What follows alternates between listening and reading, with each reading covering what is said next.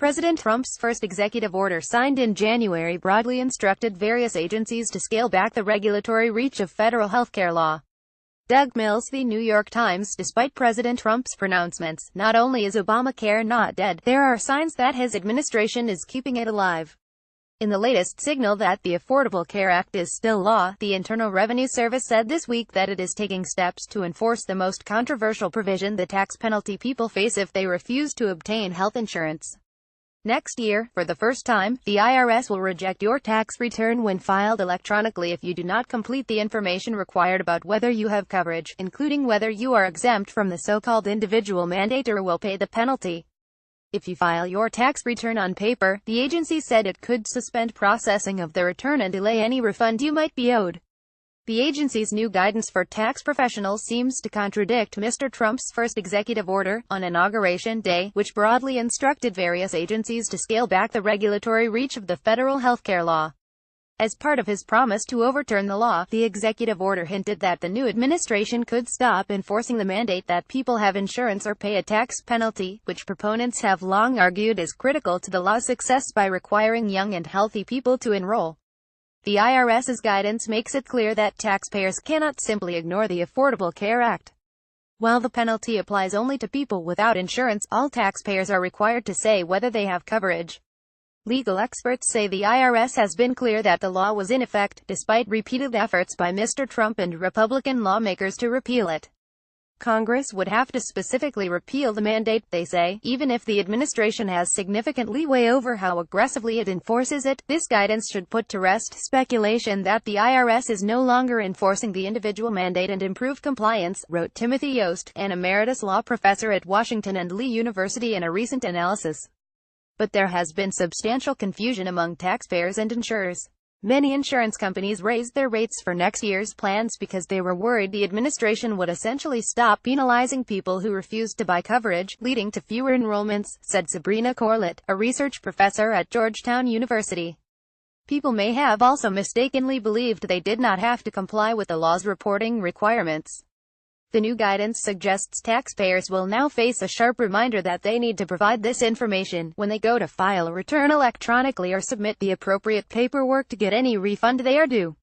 Under the law, an individual who does not have insurance can face a penalty of $695 a year for an individual, up to a maximum of $2,085 for a family, or 2.5% of your adjusted gross income, whichever is higher.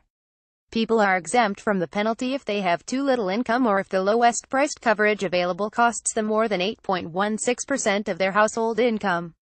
The IRS had initially held off rejecting returns because the law was news, but then it delayed its plans to assess the effect of the executive order, said Nicole M. Elliott, a tax lawyer for Holland Knight and a former IRS official involved in putting into effect the Affordable Care Act. It is curious, given the executive order, Ms. Elliott said.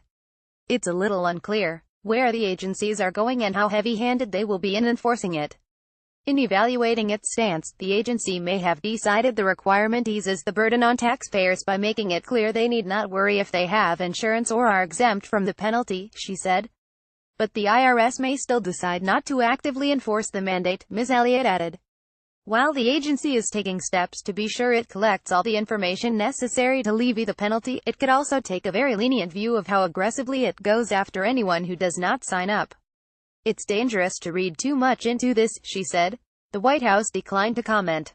The IRS's decision to actively prepare to enforce the mandate only adds to the uncertainty about where the president stands about the future of the law. Just this month, he issued a second executive order aimed at allowing the sale of skimpier plans to both individuals and small businesses, the same day he announced he would abruptly stop funding subsidies for low-income individuals. He has abruptly switched positions on a new bipartisan proposal aimed at providing short-term stability to the insurance marketplaces under the law. The proposed bill, drafted by Senators Lamar Alexander, Republican of Tennessee, and Patty Murray, Democrat of Washington, would restore the government subsidies called cost-sharing reductions for 2 years. While the draft legislation is unlikely to reduce insurance premium prices for 2018, it could serve to reassure jittery insurance companies that the law has a future beyond next year. On Friday, a group of health plans, hospitals and doctors, as well as the U.S. Chamber of Commerce, came out in support of the proposal. The IRS action does make it easier to see who should be buying coverage under law, said Gary Claxton, an executive with the Kaiser Family Foundation. This was the best way to enforce the mandate, he said. But much still depends on what happens next. As part of the second executive order he issued, Mr. Trump seemed to raise the possibility that the ACA market could be further disrupted by the introduction of new plans that would not have to comply with the law. These plans, short-term policies sold to individuals and association plans sold to employers, would be much cheaper and offer far less coverage. If those plans were widely available, younger and healthier individuals and groups could buy them, causing turmoil on the exchanges and soaring prices for ACA plans. That would be a bigger deal than this, Mr. Claxton said. Correction: October 21, 2017. An earlier version of this article misstated the exemption for the cost of coverage. People are exempt if the lowest priced coverage available costs more than 8.16% of their household income, with a tax penalty that can be up to 2.5% of their adjusted gross income.